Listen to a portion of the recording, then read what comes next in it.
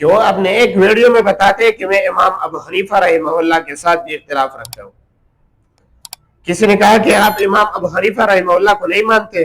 اس نے کہا نہیں میں مانتا ہوں لیکن اس کے ساتھ اختلاف رکھتا ہوں. آپ کی علم حیثیت اتنی بڑھ گئی کہ آپ 21 صحابہ کی شاگرد کے ساتھ اختلاف رکھتے ہیں. وہ نہیں سمجھتا اور آپ سمجھتے ہیں.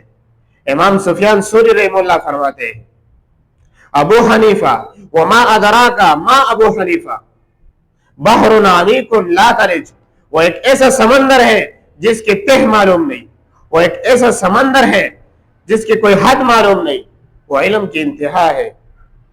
آپ جا کر ایک کمرے میں بیٹھ کر آپ نے یہ بات کہی کہ میں اس کو نہیں مانتا. آپ کون ہے اس کو نہیں ماننے والا؟ بالکل آپ کو نہیں ماننا چاہیے.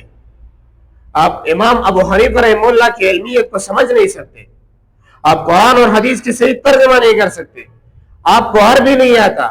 آپ تو فلسطین کی لفظ کو انگلش پر لا کر انگلش کی وجہ سے ٹھیک کر رہے ہیں کہ یہ فلسطین ہے، فلسطین نہیں.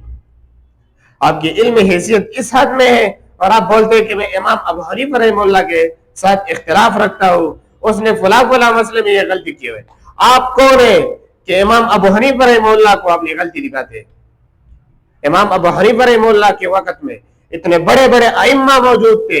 امام مالک رحمہ اللہ جیسا امام موجود تھا، امام سفیان ثوری رحمہ اللہ موجود تھا، امام حماد بن سلیمان الکوفی موجود تھی، وہ سب علماء موجود تھے. آپ 1400 سال بعد آ کر آپ کہتے ہیں کہ امام سے فلاں مسئلے میں غلط ہوئے، فلاں مسئلے میں غلط ہوئے، فلاں مسئلے میں غلط ہوئے. آپ کی علم حیثیت کیا ہے کہ آپ امام صاحب پر جا کر امام صاحب پر اعتراضات